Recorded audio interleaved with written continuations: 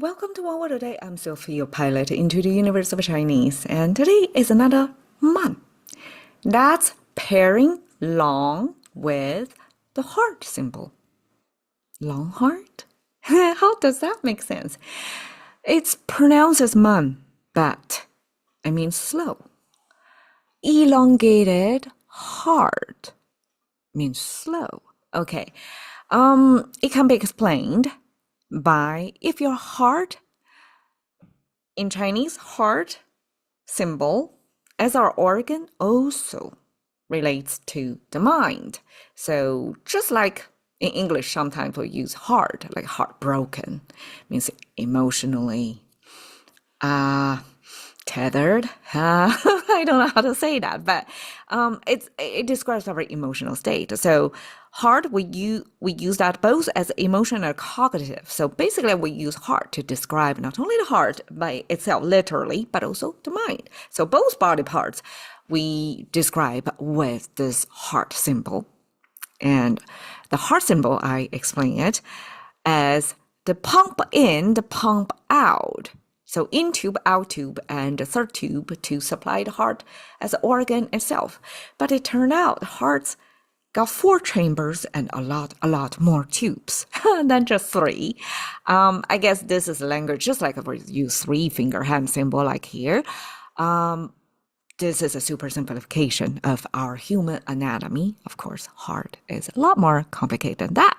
And the heart symbol used in our language is also more complicated. And like here, this long, this elongation that comes from this cover our eyes so that we can see further, use the body's gesture to imply the long distance that we're doing this to see far.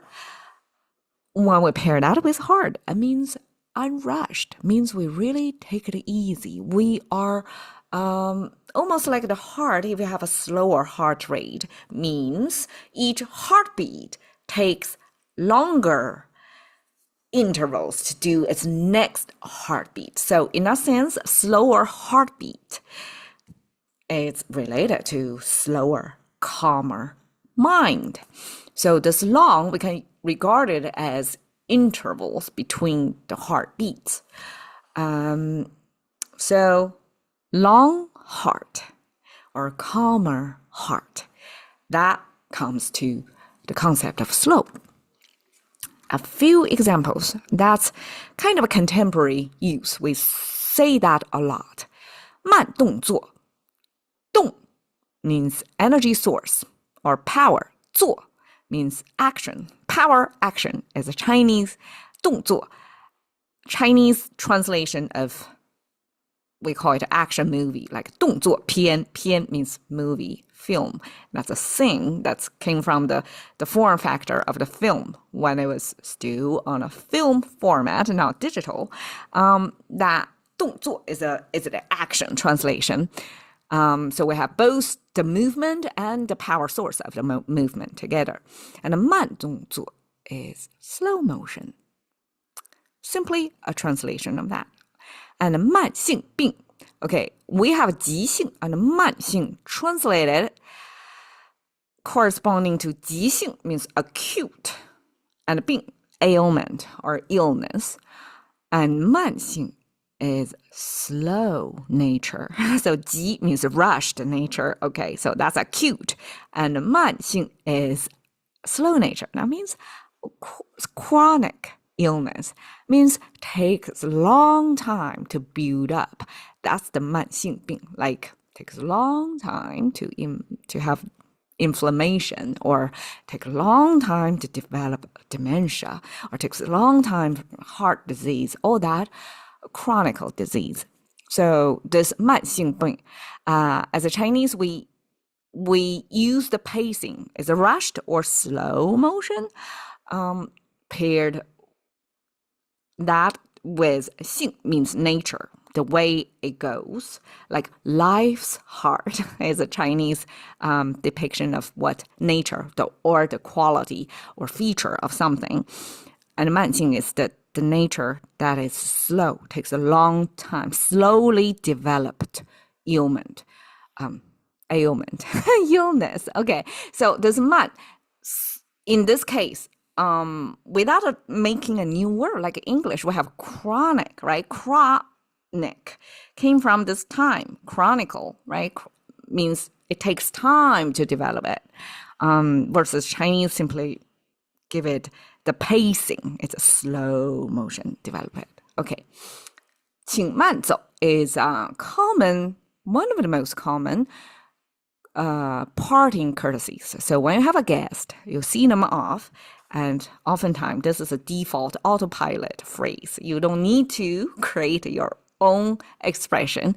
Like all the Chinese just automatically say 请慢走 or 慢走, which is please 请慢 slowly 走 walk. Please walk slowly. Okay, this part I have to do some reflection, because why walking slowly was culturally encouraged and even built into our autopilot mode. Everybody say this without thinking. Like, why? We ask your guest to walk slowly. Okay, number one, well, I had some chat. I have my own thought and, conversed with ChatGPT to see if anything I didn't think about. So 请慢走, of course, is be safety reminder. Like, please walk slowly. After all, like outside traffic, I guess ancient traffic it's hard to say was better or worse than today's traffic, but as long as you're on the road, all kinds of accidents could happen, right? So this walk slowly simply means more carefully, be more alert, because you're after all like outside, anything could happen. So that's the courtesy one to it's kind of safe travel, prayers in English. And the second is please walk slowly, shows the affection, I guess, of your guests, that the time together, this gathering is ending too soon, that I don't want you to go yet you have to go. And so please, if you have to go, please walk slowly. And I noticed that a huge cultural difference there is when I say goodbye to my guest, I always seeing them off, like visually, eyeball placed on the person, my friend or guest, seeing away until after, like outside my vision. I don't just turn around and continue with my life. I have to see them completely walk out of, like turn a corner or something, completely out of my vision to finish this courtesy farewell. Otherwise, I feel I'm being rude, or kind of rushing them to walk faster. That's a big cultural embedding in me. I notice in America, at least, people, after they say goodbye, they have no problem. Just turn around, do whatever they need to do, close the door, just walk out, continue their life. Without, even if you're still there trying to start the car, they don't bother to wait.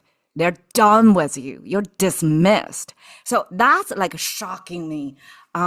Till today, I still have to kind of remind myself, like, this is really a huge cultural difference. I cannot change people's behavior here, and I couldn't explain why I was doing that. Basically, I'm kind of making the guest, under my watch, walking out of my vision, making them more self-conscious. Like, okay, you're watching me while I'm leaving.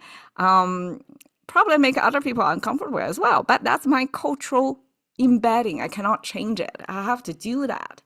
Okay, and so there was this second way of this showing affection. You could, as if asking your guests to walk slower, you can bear the departure a little better. Okay.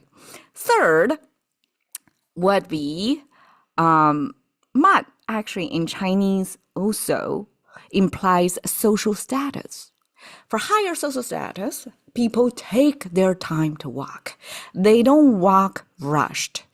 In fact, in Peking opera, there were such depictions of like higher officials would walk with 方步, like walk squarely. It's like place one step in front of another, like slowly, really take their time.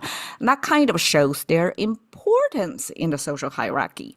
So 请慢走 also is kind of imply your guest has a higher hierarchy than you. You totally give them respect by, just plead them to go slower, to show their status.